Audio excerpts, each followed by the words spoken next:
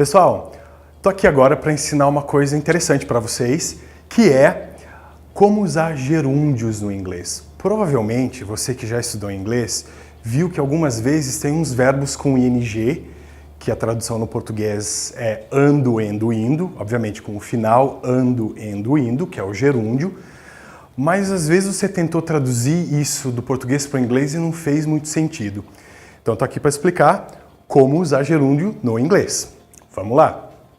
O primeiro caso, e o caso mais comum, é quando a gente fala eu estou dirigindo agora.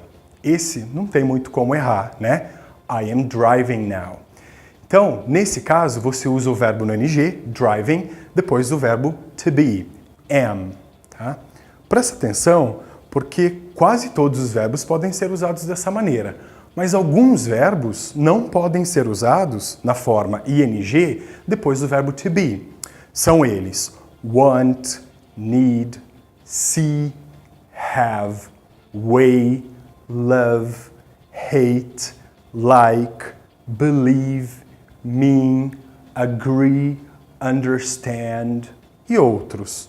Então, se você quiser falar, por exemplo, eu estou vendo você, você não pode falar I am seeing you. Você tem que falar I see you, porque esses verbos que eu acabei de falar não são usados na maneira contínua. Okay? Vamos para o segundo tópico.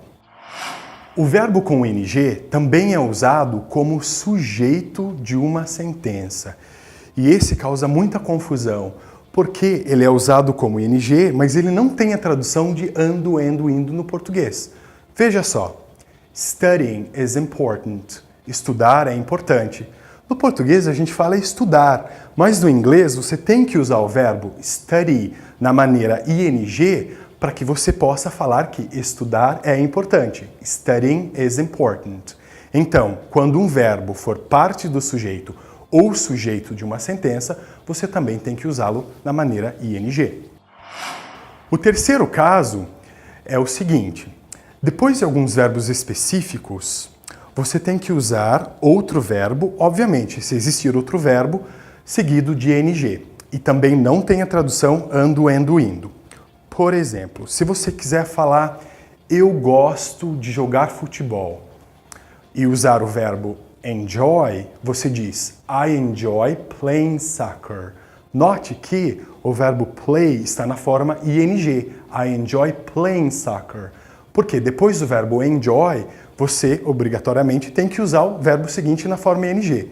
Outros verbos assim são stop, quando ele significa parar de, mind, consider, miss, avoid, feel like, spend, can't help, quando ele significa não conseguir parar de, não conseguir evitar, suggest, end up, quit, be worth, look forward to. Então, esses são somente alguns verbos. Existem outros, obviamente.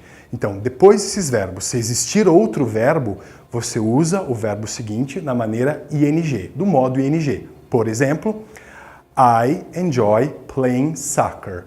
Obviamente que se você usar uma palavra que não é um verbo, por exemplo, I enjoy soccer, soccer não é um verbo, não vai ser usado da maneira ing.